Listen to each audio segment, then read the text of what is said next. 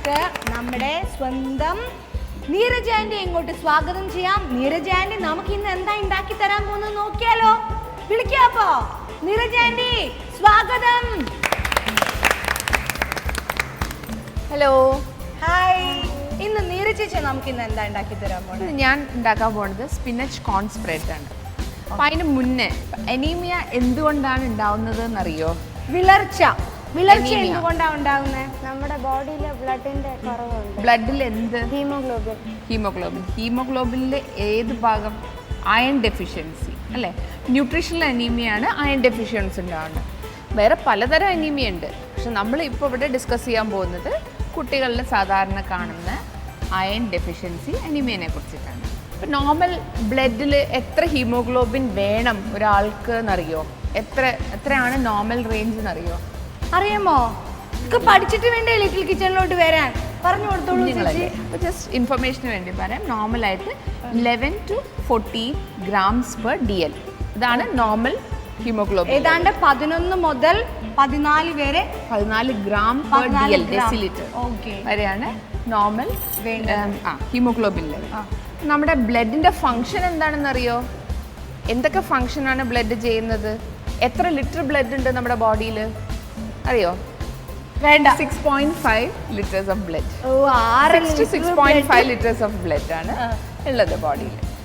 അപ്പോൾ ഈ ബ്ലഡ് ആണ് നമ്മുടെ ബോഡിയിൽ നമ്മൾ കഴിക്കുന്ന ഫുഡിൽ നിന്ന് അബ്സോർബ് ചെയ്യുന്ന ന്യൂട്രിയൻസ്, നമ്മൾ ശ്വസിക്കുന്ന എയറിൽ ഓക്സിജൻ, ഇങ്ങനെ എല്ലാ സാധനങ്ങളും നമ്മുടെ എല്ലാ സെൽസിലും എത്തണം. നമ്മുടെ ബോഡിയിൽ എത്രയോ കോടിക്കണക്കിന് സെൽസ് ഉണ്ട്. ഈ സെൽസിൻ്റെ ഉള്ളിലേക്കൊക്കെ ചെന്ന് എത്തിക്കുന്നത് ബ്ലഡാണ്. അപ്പോൾ ബ്ലഡിൽ ഹീമോഗ്ലോബിൻ കുറയുമ്പോൾ എന്താ ഉണ്ടാവുക? ഓക്സിജൻ ക്യാരിയിങ് കപ്പാസിറ്റി കുറയും ബ്ലഡ്. അപ്പം നമുക്ക് കൂടെ കോട്ടവായിടുക, ഉറക്ക് വരിക, ക്ഷീണം, അങ്ങനെ പല പ്രശ്നങ്ങളും വരും. അപ്പോൾ ഇതൊന്നും വരാതിരിക്കണം എന്നുണ്ടെങ്കിൽ നമ്മൾ ഹെൽത്തി ആയിട്ടുള്ള അയൺ റിച്ച് ആയിട്ടുള്ള ഫുഡ്സ് കഴിക്കണം. അപ്പം നമുക്ക് ഇന്നത്തെ കുക്കിങ്ങിലേക്ക് കിടക്കാം. വളരെ സിമ്പിളായിട്ട് ഉണ്ടാക്കാവുന്നതാണ്.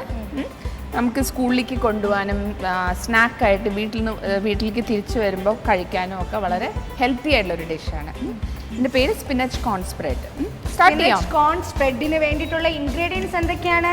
ഇതിന് വേണ്ട ഇൻഗ്രീഡിയൻസ് ഓഫ് കോഴ്സ് സ്പിനച്ച്, കോൺ, പിന്നെ എരിവനുസരിച്ച് കുറച്ച് പച്ചമുളക്, പിന്നെ ഉള്ളി പൊടിയായിട്ട് അരിഞ്ഞത്, പാലിൽ കാൽഷ്യം വളരെ ഹൈ ആയിട്ടുള്ള സാധനമാണ്. പിന്നെ ചീസിൽ പ്രോട്ടീനും ഉണ്ട്, കാൽഷ്യം ഉണ്ട്, സിങ്ക് ഉണ്ട്. ഇപ്പോൾ കുട്ടികൾക്ക് ഇതെല്ലാം ഇമ്പോർട്ടൻ്റ് ആയിരുന്നു. ഫാറ്റ് ഉണ്ട്, സർട്ടൻ എമൗണ്ട് ഓഫ് ഫാറ്റ് ഉണ്ട്, പക്ഷെ അധികമല്ല. പിന്നെ നമ്മൾ കുറച്ച് ഒലിവ് ഓയിൽ ആഡ് ചെയ്യുന്നുണ്ട്.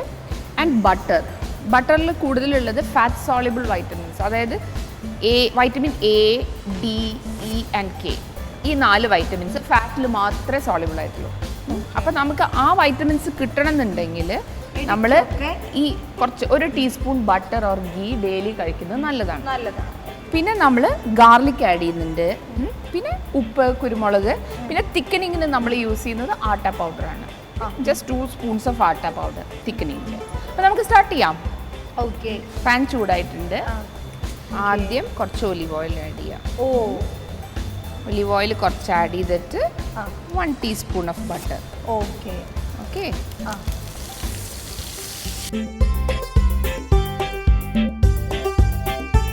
പിന്നെ ആദ്യം ഗാർലിക് ഇടാം. വെളുത്തുള്ളി ഇട്ട് കഴിഞ്ഞു. Garlic and green chilli. ചില്ലിയിൽ എന്താ ഉള്ളത്? വൈറ്റമിൻ സി ആണുള്ളത് ചില്ലിയില്. അപ്പൊ വൈറ്റമിൻ സി കൂടുതലുള്ള ആൾക്കാരായിരിക്കും ഭയങ്കര കാന്താരിയാണെന്നൊക്കെ പറയുന്നതല്ലേ. പിന്നെ നമ്മൾ ഉള്ളി ഇടാൻ പോവാം.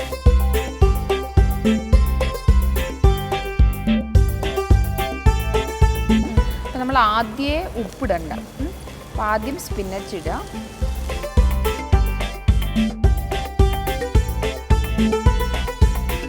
കണ്ടോ, സ്പിനച്ച് ഒരുവിധം വാടി.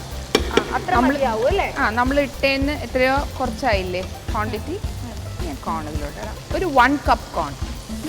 2 കപ്പ് സ്പിനച്ച് എടുക്കുകയാണെങ്കിൽ ഒരു 1 കപ്പ് കോൺ ഇടാം.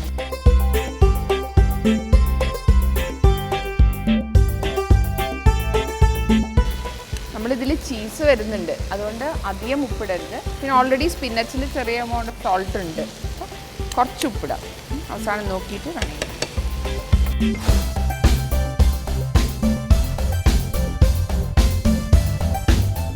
നമ്മൾ തിക്കൻ ചെയ്യാൻ ആഡ് ചെയ്യുന്നത് ആട്ട പൗഡർ, ആട്ടപ്പൊടിയാണ്.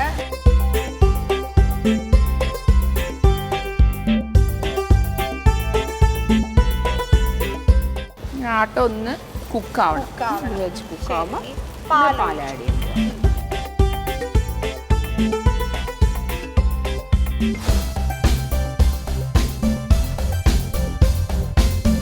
അപ്പം നമ്മൾ ഇതിൽ ചീസ് ആഡ് ചെയ്യാൻ പോവാം. ഗ്രേറ്റ് ചെയ്ത് വെച്ചിരിക്കുന്ന ചീസാണ് നമ്മൾ ആഡ് ചെയ്തിരിക്കുന്നത്.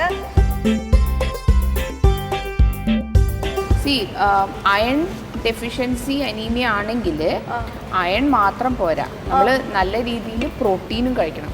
ഇപ്പോൾ വെജിറ്റേറിയൻസിനാണെങ്കിൽ ചീസ് ഒരു നല്ല സോഴ്സ് ഓഫ് പ്രോട്ടീനാണ്. ഓക്കെ, ഇത് കണ്ടോ ആയി. ഇനി നമുക്ക് കുരുമുളക് പൊടി മാത്രം ആഡ് ചെയ്താൽ മതി. ഓക്കെ, റെഡിയായി. നമ്മുടെ corn spinach spread is ready. Spread ready ആയിട്ട് നമുക്ക് ഇതിൽ സ്പ്രെഡ് കഴിക്കാം.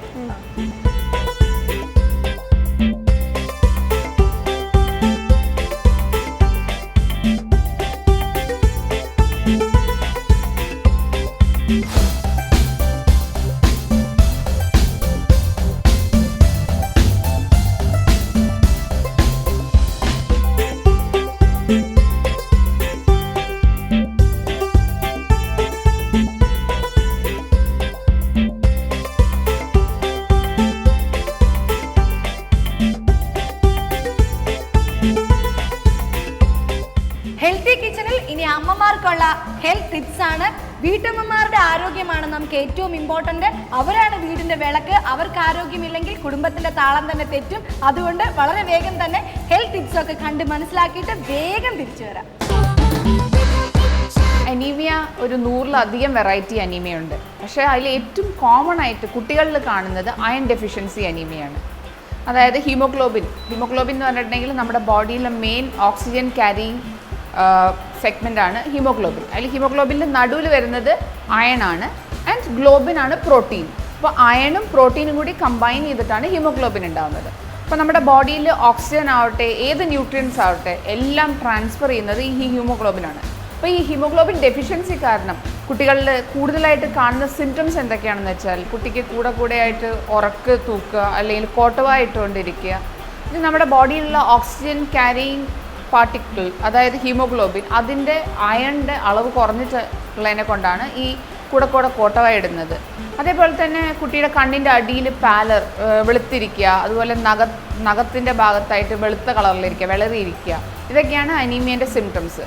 പിന്നെ കുട്ടി ചില സ്പെഷ്യൽ ഫുഡ്സ് ലൈക്ക് നമ്മൾ വേവിക്കാത്ത അരി, അതുപോലെ തന്നെ മണ്ണ് തിന്നാനൊരു ടെൻഡൻസി, ഇതൊക്കെയാണ് അനീമിയയിൽ കോമൺ ആയിട്ട് കാണുന്ന സിംറ്റംസ് കുട്ടികളിൽ.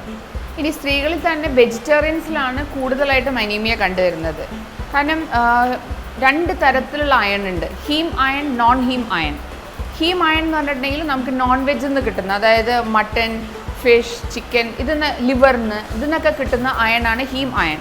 അത് ആക്ച്വലി നമ്മുടെ ബോഡിയിലേക്ക് വേഗം അബ്സോർബ് ചെയ്തെടുക്കാൻ പറ്റുന്ന അയണാണ്. പിന്നെ നോൺ ഹീം അയൺ ആണ് നമ്മൾ വെജിറ്റബിൾ സോഴ്സസ്, അതായത് ഇലക്കറികൾ, നട്ട്സിൽ, ആൽമണ്ട്സ്, അതുപോലെ തന്നെ ഡേറ്റ്സ്, എള്ള്, ഇതിലൊക്കെ കാണുന്നതാണ് നോൺ ഹീം അയൺ. അപ്പോൾ ഈ നോൺ ഹീം അയണിൻ്റെ അബ്സോർപ്ഷൻ കുറച്ചുകൂടി സ്ലോവർ ആണ്. അപ്പോൾ വെജിറ്റേറിയൻസിലാണ് കൂടുതലായിട്ടും അനീമിയ കണ്ടുവരുന്നത്. പിന്നെ വെജിറ്റേറിയൻസിന് കൂടുതലും അയൺ സപ്ലിമെൻറ്റേഷന് പകരം നമുക്ക് വെജിറ്റബിൾസിൽ നിന്നും നാച്ചുറൽ സോഴ്സസിൽ നിന്നും അവൈലബിൾ ആയിട്ടുള്ള അയൺ കിട്ടണമെന്നുണ്ടെങ്കിൽ നമ്മൾ ഇലക്കറികൾ ധാരാളം ഇൻക്ലൂഡ് ചെയ്യുക ഡയറ്റിൽ. നട്ട്സ്, എസ്പെഷ്യലി നിലക്കടല, പിന്നെ എള്ള്, വെളുത്ത എള്ളും കറുത്ത കള്ളും യൂസ് ചെയ്യാം നമുക്ക്. പിന്നെ ഡേറ്റ്സ് നല്ലൊരു റിച്ച് സോഴ്സ് ഓഫ് അയൺ ആണ്.